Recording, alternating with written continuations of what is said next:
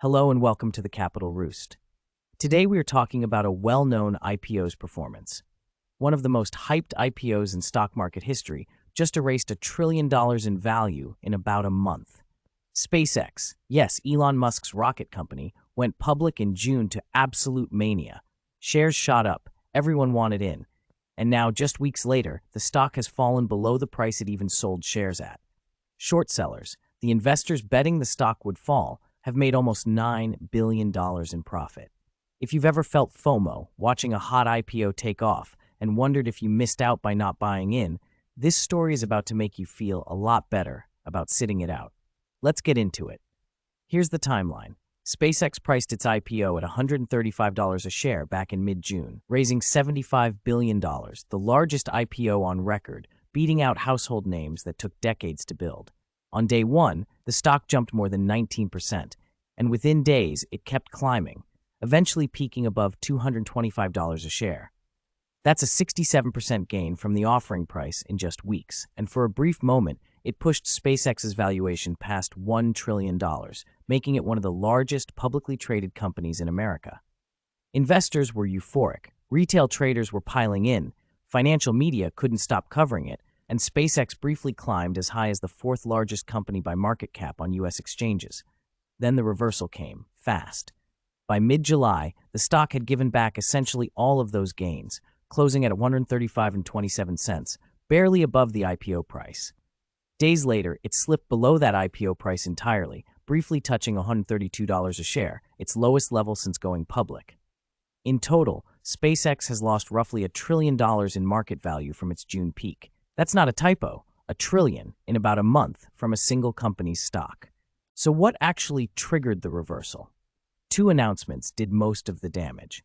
First, SpaceX disclosed plans to raise more money through a senior unsecured notes offering, essentially borrowing significant new money on top of the $75 billion it had already raised through the IPO. For a company that just raised the largest IPO in history, going back to the debt market so soon raised uncomfortable questions about how fast the company is actually burning through cash and whether the growth story was as clean as investors assumed. Second, the company announced a $60 billion acquisition deal structured heavily around company stock rather than cash, which dilutes existing shareholders and signals the company may be treating its high stock price as a currency to spend rather than a value to protect. On top of that, a Starship test flight was scrubbed this week after several Raptor engines failed to ignite during the countdown, adding a very public, very visible reminder that this is still a high-risk, high-failure rate business, not a sure thing. None of these individually would tank a stock on its own. Together, layered on top of an already euphoric valuation with nowhere to go but down, they gave nervous investors exactly the reason they needed to start selling. Now, here's the honest truth.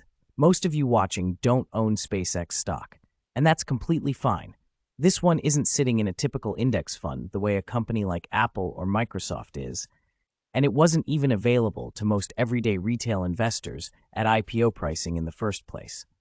But this story is still worth 15 minutes of your attention because it's a live, real-time lesson in something that shows up constantly in investing: the gap between hype and fundamentals.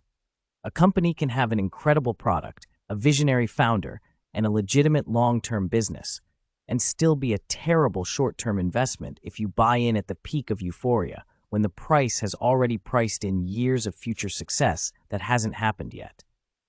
The people who bought SpaceX at $225 a share in the week after the IPO are down nearly 40% right now, even if the underlying company, the rockets, the satellites, the technology, is doing perfectly fine. The stock and the business are two different things, and this month is a textbook example of that gap. This is exactly why chasing hot IPOs with money you actually need, retirement savings, a house down payment, an emergency fund, is one of the riskier moves you can make with your finances. IPOs are, by design, priced and hyped to generate maximum excitement on day one, with early investors, bankers, and media all incentivized to talk the stock up. That excitement is often disconnected from where the stock actually settles once the initial frenzy fades and real trading dynamics start to weigh on the price, like the insider share unlocks coming in August, when early employees and investors can finally sell their shares for the first time since the IPO, which could add a fresh wave of selling pressure on top of what's already happened. If you want exposure to exciting, high-growth companies, the boring but proven answer is still a diversified index fund, where a handful of companies having a rough month can't sink your entire retirement timeline. Save the individual stock bets, if you make them at all, for a small slice of your portfolio, money you could genuinely afford to lose without changing your life.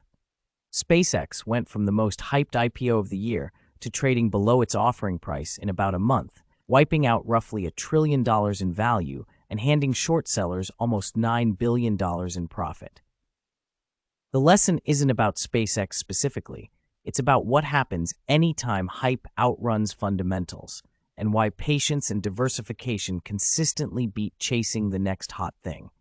If breakdowns like this help you think more clearly about your own money, hit subscribe. Every Thursday, I cover the financial news actually worth your attention. See you in the next one.